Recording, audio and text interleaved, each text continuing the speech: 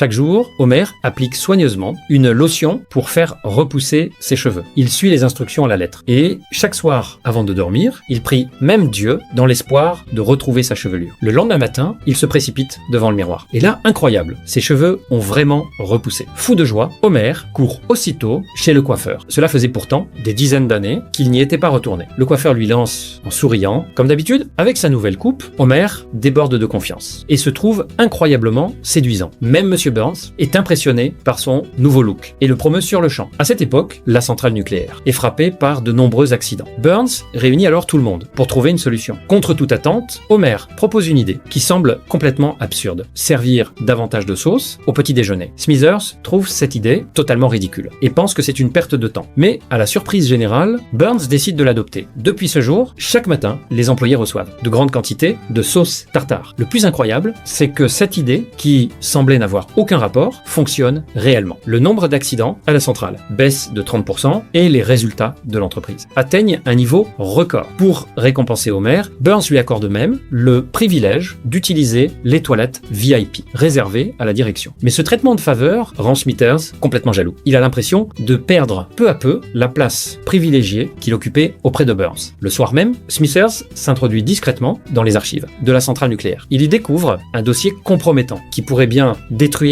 Homer. Alors que Homer est sur le point d'être licencié, un employé remplaçant s'avance soudain et décide d'endosser toute la responsabilité à sa place.